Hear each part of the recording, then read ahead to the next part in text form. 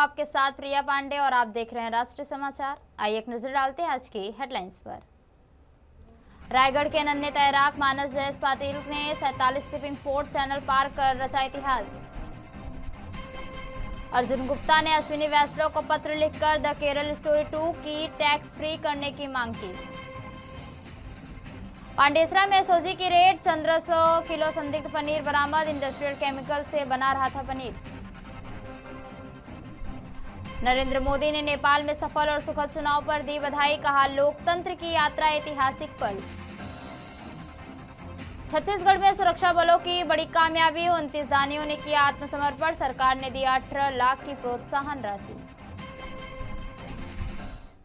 महाराष्ट्र के रायगढ़ जिले से एक गर्व की खबर सामने आई, जहां उरकड़ के गांव रहने वाले महज 6 साल के मास्टर मानस जयेश पाटिल ने समुद्र में 17 किलोमीटर तैराकी पूरी कर नया विश्व रिकॉर्ड बना दिया। मानस ने सबसे कम उम्र के तैराकी के रूप में 47 शिपिंग पोर्ट चैनल पार करते हुए यह ऐतिहासिक उपलब्धि हासिल की। गेटवे टर्मिनल्स इंडिया के सहयोग से 6 मार्च 2026 को मानस ने केगांव नागांव से जेएनपीए लैंडिंग जेट्टी तक 17 किलोमीटर की समुद्री तैराकी महज 4 घंटे 49 मिनट 50 सेकेंड में पूरी की है। इस ऐतिहासिक प्रयास का मार्गदर्शन प्रसिद्ध ओपन वाटर तैराक और जल तरल प्रशिक्षक संतोष पाटिल ने किया। इतनी कम उम्र में इस उपलब्धि ने पूरे इलाके और देश का नाम रोशन कर दिया है। सर, हा जो रेकॉर्ड आहे तो हा जागतिक विक्रमासाठी तयारी केलेली आहे आणि जागतिक विक्रमाची तयारी करत असताना म्हणजे आपल्याला एवढी तयारी करावी लागते की आता 6 वर्षाचा मुलगा, त्याला पहिली गोष्ट म्हणजे या वयात मुलं खाण्याचं, खेळण्याचं, मोबाईल या दुनियेत जास्त असतात, पण त्यांनी तो क्षेत्र न निवडता ह्या क्षेत्रामध्ये आलेला आहे आणि ह्या क्षेत्रामध्ये हा मोटिवेशनल सर्वांसाठी राहणार आहे आणि प्रेरणा म्हणजे आपण आपल्याला कोणत्या गेम अचीव करायचं असेल किंवा एक टार्गेट अचीव करायचं असेल तर आपण कोणाला तरी गोल ठेवतो, तर हा मानस एक सर्वांसाठी हा मानबिंदू ठरणार आहे। काय तयारी आहे, कशा पद्धतीचे किती महिने तयारी करावी लागते या स्पर्धेला सामोरे जातात? ह्या इव्हेंटसाठी तयारी करायचं म्हटलं तर वर्षभर लागतात, पण ह्याची शॉर्ट पिरियडमध्ये मानसची तयारी झालेली आहे। फक्त 4 महिन्यामध्ये तो तयार होऊन या इव्हेंटसाठी आम्ही त्याला प्रिपेअर केलेला आहे। मला मस्त वाटते, मला आवडला, मी जिंकलो तर। तुला सर कोण होते आणि आई बाप्पांनी कशी मदत केली तुला? मला सर ना संतोष काका होते आणि मदत काकाहीच केली मला। कसं वाटलं मग? दमलास तू? कसं वाटलं तुला? सगळेजण चेअरअप करत होते, टाळ्या वाजवत होते, मस्त वाटलं? आता एवढं तुझं आता नाव सगळ्या जगामध्ये गाजतंय, तुला कसं वाटतंय? छान वाटतंय? सांग मस्तपैकी घोषणा दे बघू। घोषणा आवाज तू आल्या राजांची घोषणा दिलीस। छत्रपती शिवाजी महाराज की जय। आप आवाज़ सुन रहे बच्चों की, छोटे छोटे बच्चे जो उन्होंने भी मानस मानस की आवाज़ हर जगह गूंज रही है। तो ये आवाज़ सिर्फ हमारे इस बोट पे नहीं गूंज रही, समुद्र में नहीं गूंज रही है, सिर्फ उड़न में, रायगढ़ में नहीं गूंज रही है, ये आवाज़ पूरे विश्व में गूंजेगी। और ये बच्चा पूरा विश्व रिकॉर्ड बनाया हुआ है कि अब तक का ऐसा रिकॉर्ड किसी ने भी आज तक लाइफ में नहीं किया हुआ है। जो 6 साल का बच्चा 17 किलोमीटर की स्विमिंग करके आज यहाँ पे रिकॉर्ड कायम किया हुआ है। क्या कहेंगे सर, इस बहादुरी को कैसे देखते हैं आप? इस बहादुरी के लिए मैं तो उनकी पूरी जो जिन लोगों ने भी इस रिकॉर्ड को सपोर्ट किया है, चाहे संतोष पाटिल सर उनके कोच हैं वहाँ पे, साथ में फैमिली के मेंबर जिन्होंने सिर्फ 4 महीने के दरमियान 4 महीने में ट्रेनिंग दिया और ट्रेनिंग दे के उस बच्चे को समुद्र में उतारा और समुद्र में आके बहुत बड़ा इतिहास रच दिया है। ये कहाँ से कहाँ तक उसका जो रिकॉर्ड हुआ है? ये रिकॉर्ड मानगांव से शुरू हुआ था, नागांव बीच से शुरू हुआ जो कि उड़न के पास है, और इसको खत्म करना था जेएनपीटी पोर्ट के पास। तो हम जस्ट जेएनपीटी पोर्ट के पास ही यहाँ पहुँच चुके हैं वहाँ पे। अब ये रिकॉर्ड बस पूरा ही हो चुका है वहाँ पे। उसके नाम पर 2 रिकॉर्ड बने हैं, वो कौन कौन से है? पहला रिकॉर्ड है कि दुनिया का सबसे यंगेस्ट, वर्ल्ड यंगेस्ट सी स्विमर, मतलब दुनिया का सबसे यंगेस्ट समुद्री तैराक। और दूसरा रिकॉर्ड है कि जेएनपीटी फैमिली का कोई भी व्यक्ति आज तक ये रिकॉर्ड नहीं किया है, क्योंकि ये जो चैनल पहली बार किसी ने चैनल क्रिएट किया और इसका परमिशन लेके उन्होंने जेएनपीटी चैनल में ये रिकॉर्ड कंप्लीट किया है। महाराष्ट्र बीजेपी प्रदेश के उत्तर भारतीय मोर्चे के उपाध्यक्ष और पार्टी नेता अर्जुन गुप्ता ने फिल्म द केरला स्टोरी को लेकर बड़ी मांग उठाई है।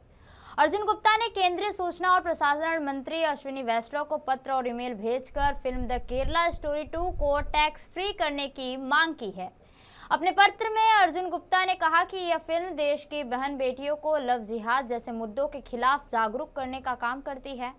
उनका मानना है कि इस तरह की फिल्मों के माध्यम से समाज में जागरूकता बढ़ाई जा सकती है और इसके साथ ही बीजेपी नेता गुप्ता ने सरकारी संस्थानों से भी अपील की है कि द केरला स्टोरी 2 को स्कूल, कॉलेज और सभागृहों में दिखाया जाए ताकि लोगों के बीच लव जिहाद और देशद्रोही ताकतों के खिलाफ एकजुटता का संदेश दिया जा सके।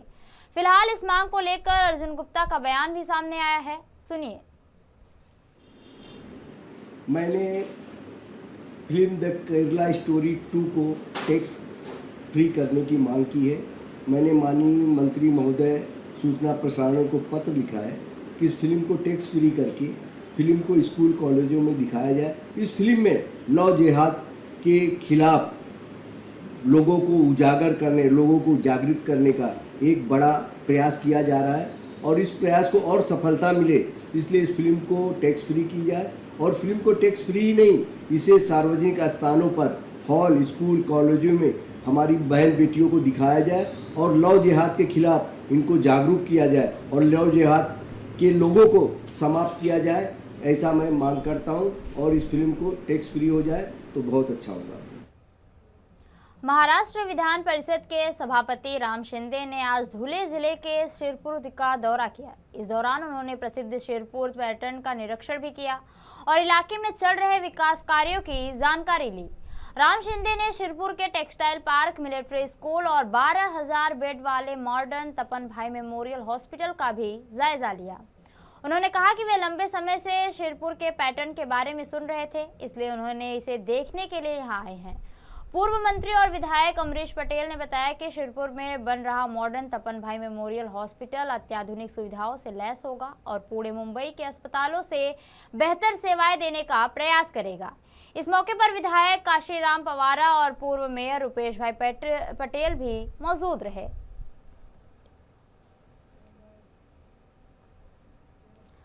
सूरत शहर के पांडेसरा इलाके में एसओजी स्पेशल ऑपरेशन ग्रुप की कार्रवाई में पनीर के नाम पर चल रहे खतरनाक खेल का पर्दाफाश हुआ है।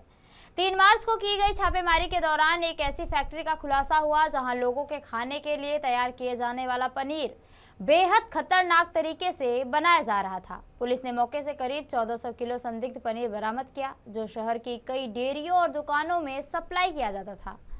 जांच के दौरान अधिकारियों को पता चला कि पनीर बनाने की प्रक्रिया में नियमों का गंभीर उल्लंघन किया जा रहा था। सामान्य तौर पर दूध फाड़ने के लिए फूड ग्रेड एसिड या साइट्रिक एसिड का सीमित मात्रा में उपयोग किया जाता है, लेकिन इस फैक्ट्री में इंडस्ट्रियल ग्रेड एसिडिक एसिड का इस्तेमाल किया जा रहा था। यह केमिकल आमतौर पर उद्योगों में उपयोग होता है और खाने पीने की चीजों में इसका प्रयोग पूरी तरह से प्रतिबंधित है।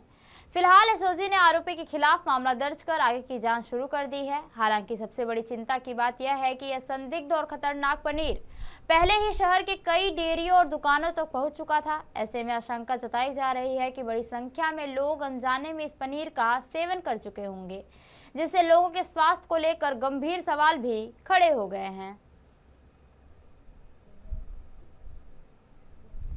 सूरत शहर के डिंडोली इलाके से एक बेहद चौंकाने वाला मामला सामने आया, जहां सड़िया गांव स्थित स्वामी नारायण मंदिर परिसर के बाथरूम में से 2 छात्राओं के शव मिलने से इलाके में सनसनी फैल गई। प्रारंभिक जांच में दोनों छात्राओं द्वारा इंजेक्शन के जरिए एनेस्थीसिया लेकर आत्महत्या करने की आशंका जताई जा रही है। मृतक छात्राओं की पहचान रोशनी शिरसाठ और ज्योत्सा चौधरी के रूप में हुई है। जानकारी के अनुसार दोनों छात्राएं 6 मार्च को सुबह घर से कॉलेज जाने के लिए निकली थी, लेकिन देर शाम तक घर वापस नहीं लौटी। इसके बाद परिजनों ने उनकी तलाश शुरू की और पुलिस को सूचना दी। घटनास्थल से पुलिस को एनेस्थीसिया की खाली और भरी हुई बोतलें और सिरिंज बरामद हुई है। आशंका है कि सिरिंज के जरिए एनेस्थीसिया शरीर में इंजेक्ट किया गया और जांच के दौरान मोबाइल फोन अनलॉक कर देखने पर पता चला कि दोनों छात्राओं ने चैट जीपीटी पर यह सर्च किया था कि किन ड्रग्स के जरिए सुसाइड किया जा सकता है। जांच में यह भी सामने आया है कि डिंडोली पुलिस थाने में कुछ महीनों पहले भी इस तरह की एक आत्महत्या की घटना सामने आई थी, जिसमें एक लड़की ने सिरिंज के जरिए एनेस्थीसिया लेकर जान दे दी। उस घटना की खबर भी दोनों छात्राओं के मोबाइल फोन की गैलरी में मिली है। फिलहाल सूरत शहर पुलिस के एसीपी एनपी गोहिल के मुताबिक डिंडोली पुलिस पूरे मामले की गहराई से जांच कर रही है। डिंडोली पुलिस स्टेशन में 2 एडी रजिस्टर की गई है। उसमें से एक एडी में सूरत सिविल हॉस्पिटल से टेलीफोन वर्दी आई थी उसके तहत, और एक एडी जो है वो स्विमर हॉस्पिटल में से टेलीफोन वर्दी आई थी उसके तहत एडी रजिस्टर किया गया है। दोनों एडी की तपास चालू है। दोनों कोरिलेट है, यानी एडी का जो बनाव है एक दूसरे से कोऑर्डिनेट यानी साथ में बना है, ऐसा अभी प्राथमिक तपास में आया है। उसमें बनाव की विगत ऐसी है कि डिंडोली पुलिस स्टेशन में एक सणिया गांव है, उसमें स्वामीनारायण मंदिर है। स्वामीनारायण मंदिर में बाथरूम में ये दोनों जो मेजर लड़की है, एक की उम्र है 18 साल और एक की उम्र है 20 साल, उनकी डेड बॉडी अंदर मिली थी। तो उनके जो पेरेंट्स और जो रिलेटिव्स जो थे उनकी तपास में थे, क्योंकि सुबह से दोनों लड़कियां मिसिंग थी। तो वहाँ पे बेभान अवस्था में मिली, तो वो तुरंत एक लड़की को लेके उनके पेरेंट्स और रिलेटिव स्मिवर हॉस्पिटल में ले गए और एक को सिविल हॉस्पिटल में ले गए। तो वहाँ पे जो मेडिकल ऑफिसर थे उन्होंने वो दोनों लड़कियों को डेथ जाहिर किया। उसके तहत ही एडी रजिस्टर की गई है। दोनों एडी की पैरेलल इन्वेस्टिगेशन चालू है। इन्वेस्टिगेशन दौरान ऐसा डिस्क्लोज हुआ है कि दोनों लड़कियां एक दूसरे से परिचित थी, वो प्राइमरी स्कूल में भी एक साथ पढ़ती थी, और अभी एक जो लड़की है वो सिटीजन कॉलेज में बीकॉम फर्स्ट ईयर में स्टडी करती है, और दूसरी लड़की है वो वाडिया वुमेंस कॉलेज में बीकॉम में सेकंड ईयर में स्टडी करती है। दोनों लड़कियां की जो डेड बॉडी मिली वहाँ पे इंजेक्शन और ड्रग्स यानी जो एनेस्थेसिया बोलते हैं, एनेस्थेसिया है, उनकी भरी हुई बोतल और खाली भी बोतल मिली है। तो प्राइमा फेसी उसमें ऐसा लगता है कि वो एनेस्थेसिया इंजेक्शन की हेल्प लेके वो इंजेक्ट किया है बॉडी में, ऐसा लगता है। तो भी दोनों लड़कियां के पीएम हो गई है, और मेडिकल ऑफिसर वो जो फाइनल कॉज ऑफ डेथ देंगे उसके आधार पर आगे की तपास की जाएगी। बुलंदशहर के डीएवी डिग्री कॉलेज बुलंदशहर में आयोजित युवा चेतना और आध्यात्मिक मूल्यों के समन्वय कार्यक्रम में स्वामी अवधेशानंद गिरी शामिल हुए। इस दौरान उन्होंने मंच से युवाओं को संबोधित करते हुए भारतीय संस्कृति, सनातन विचार और सामाजिक एकता पर अपने विचार रखे। स्वामी अवधेशानंद गिरी ने कहा कि आज जो लोग दूसरे धर्मों में हैं, उनके पूर्वज भी कभी हिंदू ही थे।